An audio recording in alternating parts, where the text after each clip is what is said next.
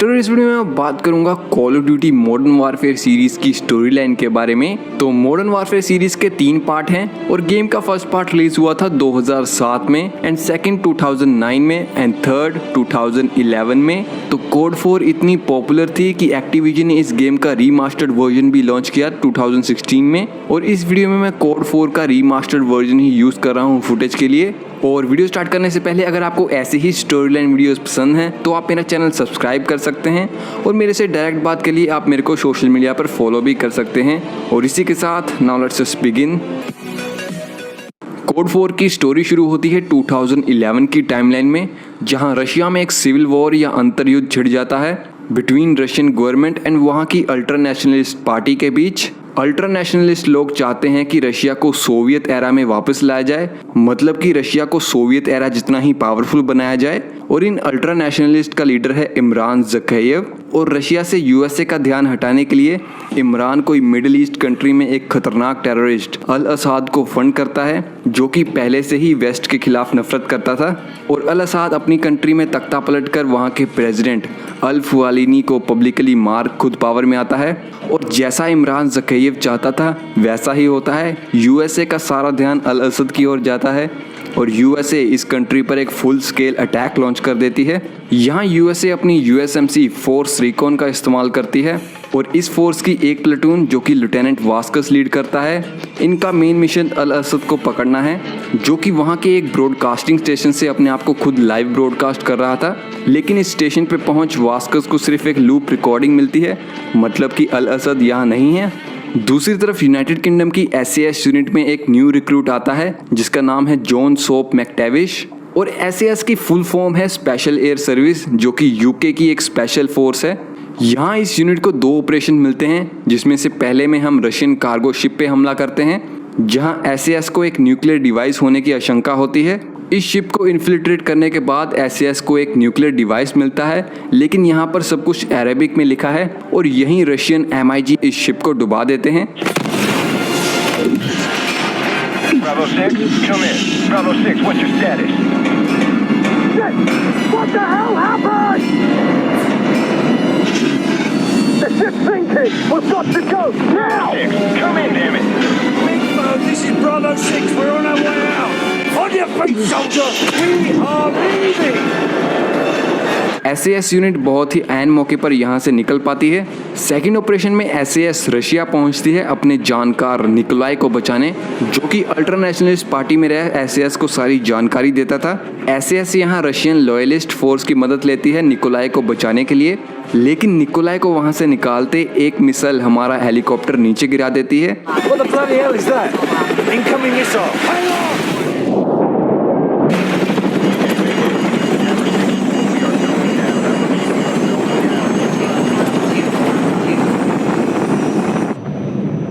और यहाँ से बच निकलने के लिए SAS टीम को AC-130 गनशिप असिस्ट करती है। अब इन दोनों मिशन से SAS को पता लगता है कि शायद अल असद के पास रशियन न्यूक्लियर डिवाइस है और SAS USA को ये सब इन्फॉर्म कर देती है। US सील्स अल असद को ढूंढने के लिए उसके मेन पैलेस पर अटैक कर देते हैं और SAS की न्यूक्लियर वार्निंग के चलते USMC फोर्स वहाँ पर सब मरीन्स को वॉर जोन से बचाने आती है, लेकिन वहीं ये न्यूक्लियर बॉम्ब ट्रिगर हो जाता है।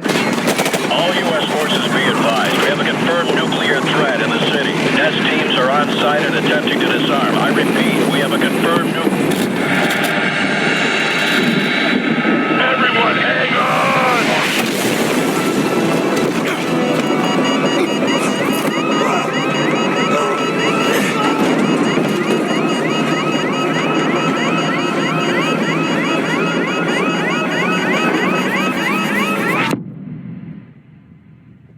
और most of the United state force का स्टेटस KIA हो जाता है, यानी किल्ड इन एक्शन।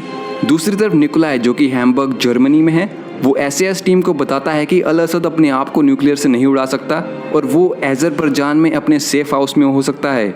ये SAS को इन्फॉर्म करता है। SAS रशियन लॉयलिस्ट फोर्स की मदद के साथ अज़रबैजान में अल असद को पकड़ लेती है और इससे पहले अल असद कुछ बोले उसको इमरान ज़कायेव का फ़ोन आता है, जिससे कैप्टन प्राइस सब समझ जाता है और वो अल असद को उड़ा देता है। प्राइस अपनी टीम को अपने 15 साल पहले के ऑपरेशन के बारे में बताता है, जहां उसे 1996 में प्रिपियत यूक्रेन में इमरान ज़कायेव को असैसिनेट करने का मिशन मिला था। और यहाँ गेम एक रियल लाइफ इंसिडेंट 1986 में हुए शिनोबिल डिसास्टर का रेफरेंस लेती है। तो यहाँ रियल में 1986 में सोवियत रशिया में एक न्यूक्लियर एक्सीडेंट हुआ था और पूरा शहर खत्म हो गया। और गेम में ज़कायेव इस डिजास्टर से निकले न्यूक्लियर वेस्ट को स्टडी कर खुद न्यूक्लियर सप्लायर बन काफ़ी पैसे बना चुका था। और यहीं से वो सोवियत आर्मी से सोल्जर्स निकाल अपनी अल्ट्रा नेशनलिस्ट पार्टी में डाल रहा था। कैप्टन प्राइस तब एक लेफ्टिनेंट थे और उनके सीनियर थे captain McMillan, code name base plate. दोनों प्रिप्यात से होते हुए शिनोबिल एक होटल तक पहुंचते हैं जहां प्राइस अपनी बैरेट M82 गन से ज़कायेव पर फायर करता है। लेकिन फायर करने के बाद अचानक हवा की दिशा चेंज हो जाती है और गोली ज़कायेव के सर की बजाय उसके हाथ को तोड़ देती है। प्राइस एंड मैकमिलियन का कवर उड़ जाता है और दोनों बहुत मुश्किल से ज़कायेव की आदमियों की वेव आफ्टर वेव झेल वहां से बच निकलते हैं। और ये स्टोरी सुनाते ही अल्ट्रा नेशनलिस्ट अल असद का बदला लेने के लिए SAS पर अटैक करते हैं। लेकिन प्राइस अच्छी प्री प्लानिंग के साथ अपनी टीम को वहां से बचा लेता है। आगे ज़कायेव को पकड़ने के लिए एक जॉइंट टीम बनाई जाती है जिसमें SAS, USMC फोर्स रेकॉन और रशियन लॉयलिस्ट फोर्स है। प्राइस ज़कायेव की लोकेशन को पता करने के लिए ज़कायेव के बेटे को पकड़ने का प्लान बनाता है जिसकी लोकेशन रशियन लॉयलिस्ट फोर्स के पास है। लेकिन ज़कायेव के सन विक्टर को ट्रैप में फंसाने के बाद वो अपने आप को खुद ही गोली मार लेता है। और इस इंसिडेंट के बाद अपने बेटे की मौत का बदला लेने के लिए इमरान ज़कायेव रशियन न्यूक्लियर फैसिलिटी पर कब्जा कर लेता है। जॉइंट ऑपरेशन टीम हैलो जमकर फैसिलिटी को ज़कायेव की रीच से छुड़ाने पहुंचती है। लेकिन यहीं ज़कायेव एक intercontinental ballistic missile with 6 nuclear warhead USA के ईस्ट कोस्ट वाले इलाकों पर छोड़ देता है। There's another one!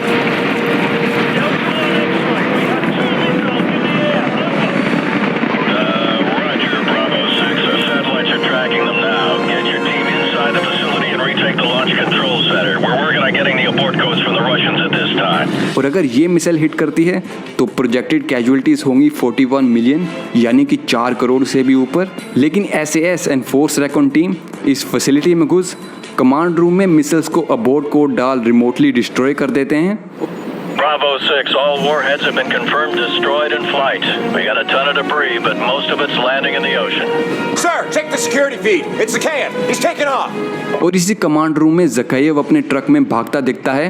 SAS and force Recon ज़कायेव का पीछा करते हैं और ज़कायेव तक पहुंचते एक ultra nationalist M24 hind helicopter main bridge को उड़ा देता है और वहीं पर एक ऑयल टैंकर के एक्सप्लोड होते सभी काफ़ी इंजर हो जाते हैं। ज़कायेव अपने ट्रक से निकल सभी इंजर्ड सोल्जर्स को अपने हाथों से मारने उतरता है और सोप तक पहुंचने से पहले रशियन लॉयलिस्ट फोर्स का Mi-28 हैवक हेलीकॉप्टर हाइंड को उड़ा देता है जिससे ज़कायेव का ध्यान हैवक की ओर चला जाता है। कैप्टन प्राइस इंजर्ड हालत में अपनी M1911 पिस्टल को सोप की तरफ घसीटता है और सोप ज़कायेव को उड़ा देता है।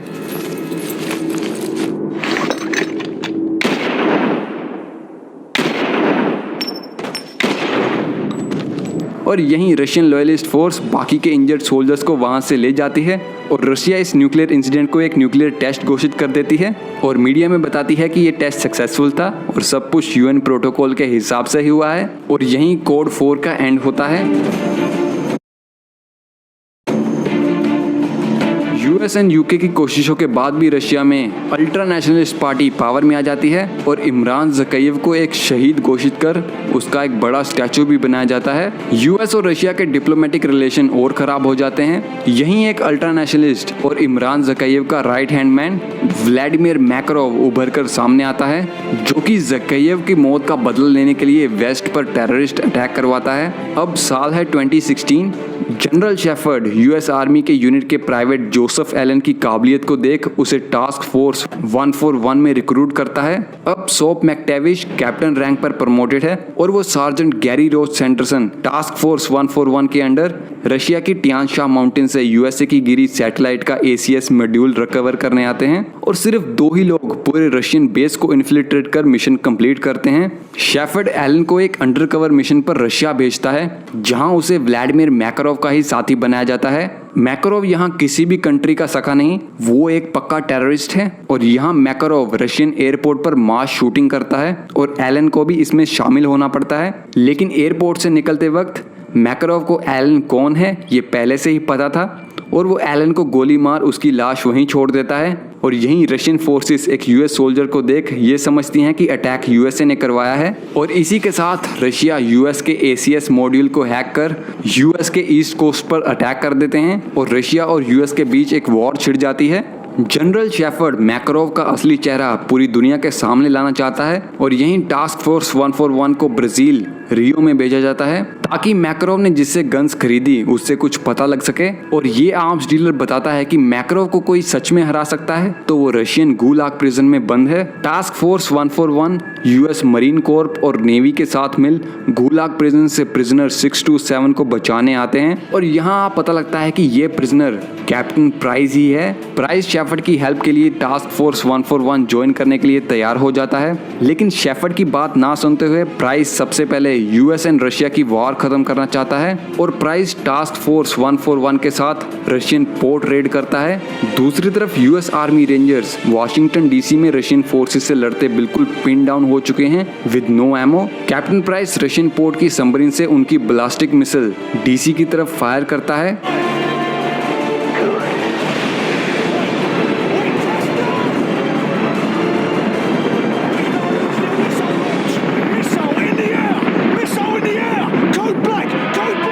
और इस मिसाइल को वहां तक पहुंचने से पहले ही वो डेटोनेट कर देता है जिससे वॉशिंगटन डीसी में एक बहुत बड़ा ईएमपी ब्लास्ट होता है।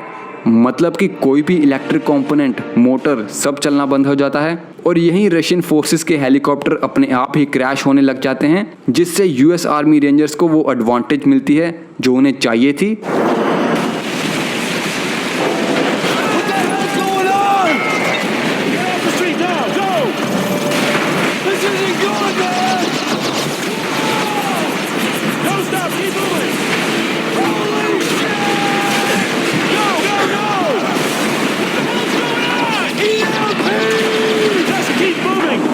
शेफर्ड व्हाइट हाउस पर बॉम्बिंग अलाउ कर देता है बिलीविंग कि रशियन फोर्सेस ने सारा डीसी हथिया चुका है, लेकिन यूएस फोर्सेस एन मौके पर ग्रीन फ्लेयर दिखा बॉम्बिंग रुकवाते हैं और बताते हैं कि वॉशिंगटन डीसी अभी भी यूएसए के हाथ में ही है।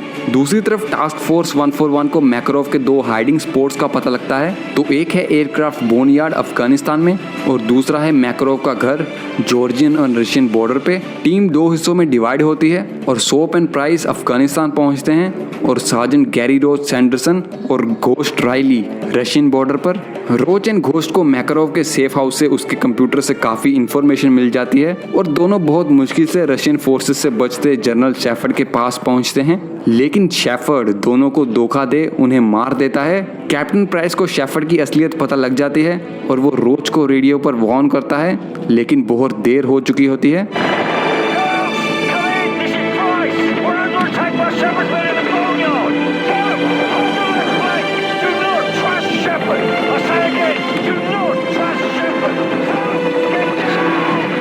और अब पता लगता है कि शेफर्ड ही रियल रीजन है रशिया एंड यूएस वॉर के बीच और इस वॉर से शेफर्ड अपने आप को यूएसए का हीरो बनाना चाहता है। और इसी वक्त शेफर्ड कैप्टन प्राइस और सोप को मोस्ट वांटेड क्रिमिनल घोषित कर देता है। प्राइस एंड सोप उसी समय यूएसए की ओर से लड़ना बंद कर शेफर्ड की लोकेशन पता करने के लिए प्राइस मैकारोव को कांटेक्ट करता है। प्राइस मैकारोव से दुश्मन का दुश्मन मेरा दोस्त वाला वाक्य बोल शेफर्ड की लोकेशन उसके माउंटेन बेस इन अफगानिस्तान का पता लगा लेता है। प्राइस एंड सोप अपने कॉन्टैक्ट निकोलाई की मदद से इस सुसाइड मिशन पर शेफर्ड को मारने पहुंचते हैं।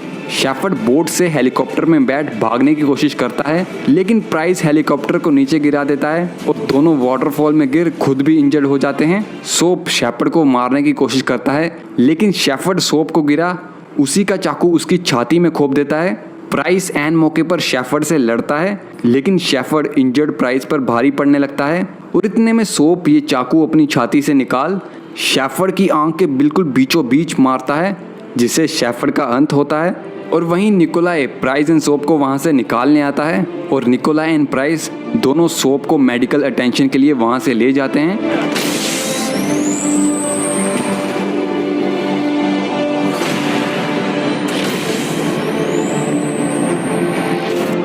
निकोलाई प्राइसेनसोव को इंडिया हिमाचल प्रदेश में एक रशियन लॉयलिस्ट के सेफ हाउस में लाता है, जहां सोव का इलाज किया जाता है, लेकिन मैकारोव के बंदे यहां भी अटैक कर देते हैं। प्राइस की मदद करता है निकोलाई का फ्रेंड यूरी, जो कि मैकारोव से प्राइस से भी ज्यादा नफरत करता है। प्राइस एंड यूरी सोव को यहां से बचा निकलते हैं। दूसरी तरफ यूएसए की delta force team Russian jammers को हटा सोल्जर्स का कम्युनिकेशन वापस लाते हैं और अगले ही मिशन में ये टीम रशियन सबमरीन्स को इन्फिल्ट्रेट कर सबमरीन्स की सारी मिसाइल रशियन नेवी पर ही गिरा देते हैं, जिससे यूएस रशिया को वॉर में पीछे खदेड़ देती है। Overlord, mission complete. All Eagles accounted for. Roger, Metal 01. Missile strikes confirmed on multiple Russian hard targets in your AO. All primary threats neutralized. Good work, team. That's one for the books. Easy day, Overlord. Send man out.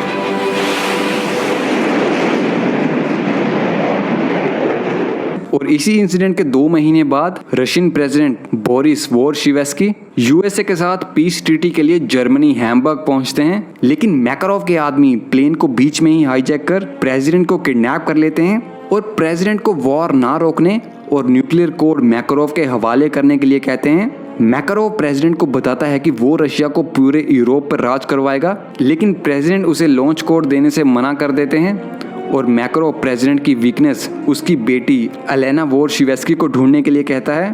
Task force 141, जिसमें अब सिर्फ captain Price, Yuri and Soap ही हैं, और shepherd के मरने के बाद ही इस टीम को डिसवॉल्व कर दिया गया, यानी कि अब यह टीम इनलीगली काम कर रही है। टीम को इंटेल मिलता है कि सिएरा लियोनी अफ्रीका में मैकारोव कुछ यूरोप में ट्रांसपोर्ट करने वाला है और इसी शिपमेंट को रोकने प्राइस की टीम यहां पहुंचती है, लेकिन कार्गो प्राइस के हाथों निकल जाता है और ये कार्गो असल में केमिकल बॉम्ब्स होते हैं जो मैकारोव सारी नेटो अलायंस कंट्री यानी कि लंदन, पेरिस, जर्मनी, स्पेन, चेक रिपब्लिक और बाकी सब कंट्रीज में केमिकल बॉम्ब से अटैक कर पूरे यूरोप को घुटनों के बल लाता है और रशियन फोर्सेस यूरोप पर अटैक कर बड़े आराम से कब्जा कर लेती हैं। यूएस अपनी तरफ से फुल फोर्स यूरोप पर रशिया पे काउंटर अटैक करने भेजती हैं और डेल्टा फोर्स टीम को टास्क मिलता है कि यूएस के वाइस प्रेसिडेंट, जो कि हैम्बर्ग में रशियन प्रेसिडेंट से मिलने वाले थे, उसे रेस्क्यू करना। Delta team successfully vice president को बचा लेते हैं।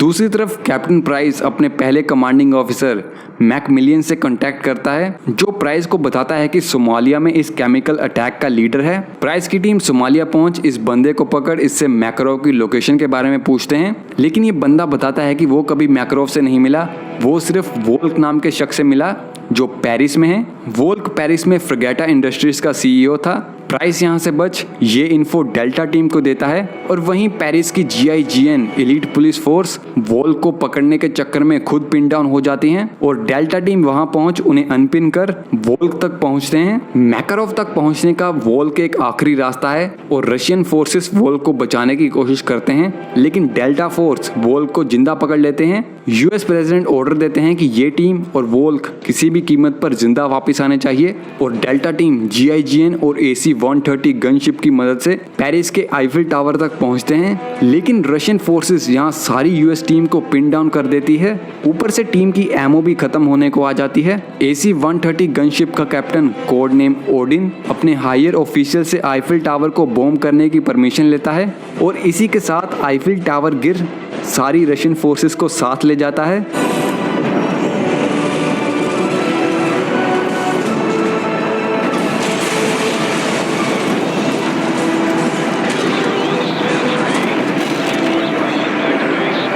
Sounds good, man. Anywhere but here. Rob, get on board. और वोल्क एंड डेल्टा टीम को सक्सेसफुली सेफ जोन तक ले जाया जाता है। वोल्क से पूछताछ करने पे वो मैकारोव के बारे में सब उगलता है और बताता है कि मैकारोव चेक रिपब्लिक परेग में अपने एडवाइजर से किसी होटल में मिल रहा है और डेल्टा टीम प्राइस की टीम को वहां पहुंचने को कहती है। Captain Price Russian loyalist force और चेक पार्टीशियंस, जो कि आर्मी नहीं है, सिर्फ आम लोग हैं जो सिर्फ रशियंस के खिलाफ हथियार उठाए हैं, इनकी मदद से मैकारोव जहां आने वाला है इस होटल को पूरी तरह से घेर लेते हैं। प्राइस यहां मैकारोव को असैसिनेट करने की कोशिश करता है, लेकिन मैकारोव को इस अटैक के बारे में पहले से ही पता था और वो सोप की लोकेशन पर पहले से ही बॉम्ब फिट कर रखता है और बॉम्ब एक्टिवेट करने से पहले मैकारोव यूरी से कुछ बात करता है। Yuri, my friend, you never should have What the come hell's he here. talking about? Get out now!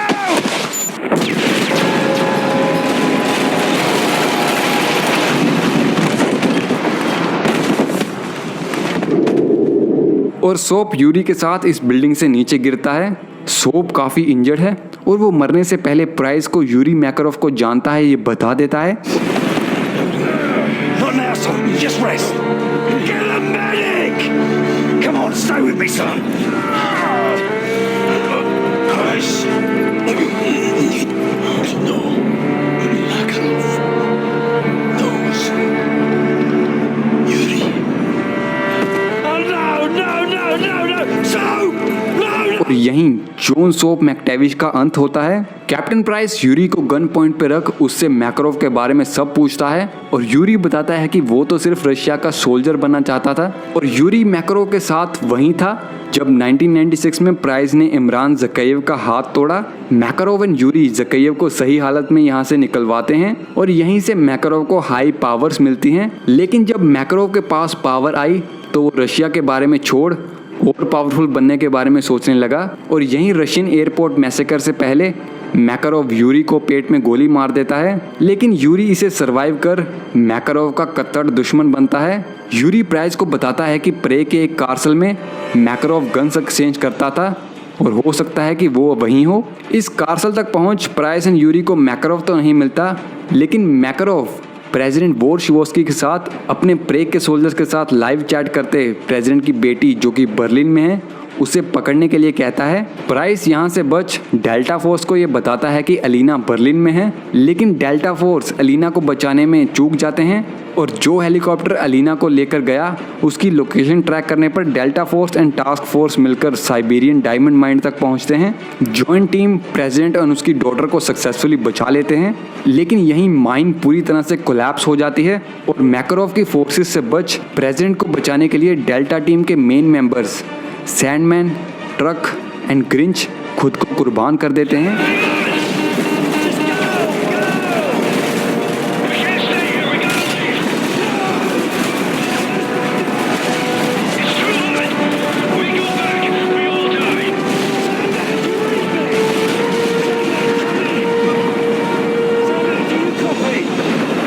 Russian president के सेफ होने के बाद यूएस एंड रशिया में पीस ट्रीटी साइन होती है जिससे यूएस एंड रशियन वॉर का and होता है और रशिया यूरोप से भी सारे ट्रूप्स हटा लेती है। वॉर खत्म होने के बाद प्राइस मैकारोव की तलाश अब भी जारी रखता है और 2017 में यूरी एंड प्राइस मैकारोव को दुबई के एक ओराइज होटल में ट्रैक कर लेते हैं। प्राइस एंड यूरी निकोलाई की मदद से बहुत ही हैवी आर्म्ड गियर पहन सोप का बदला लेने के लिए मैकारोव पर अटैक कर देते हैं। मैकारोव तक पहुंच प्राइस इंजर्ड यूरी को पीछे छोड़ मैकारोव का हेलीकॉप्टर होटल में ही क्रैश करवा देता है। मैकारोव प्राइस को मारने लगता है, लेकिन यूरी पीछे से आ मैकारोव की गोली खा लेता है और बस इसी विंडो से गुस्से में आया कैप्टन प्राइस मैकारोव को गले में स्टील केबल लपेट नीचे का कांच तोड़ उसे लटका देता है।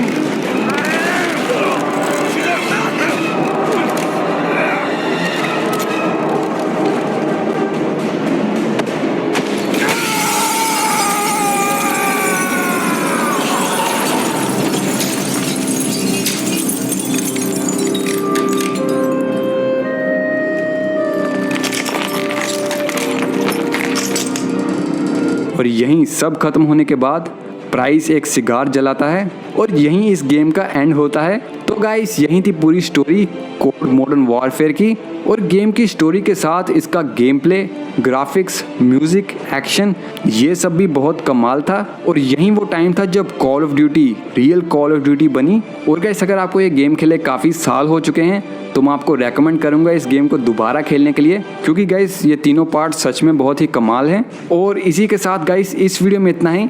और अगर आपको ये वीडियो पसंद आए तो प्लीज़ लाइक बटन पर क्लिक कीजिएगा और अगर बहुत पसंद आए तो सब्सक्राइब पे। और इसी के साथ गाइस मैं मिलता हूँ आपसे अपनी अगली वीडियो पे।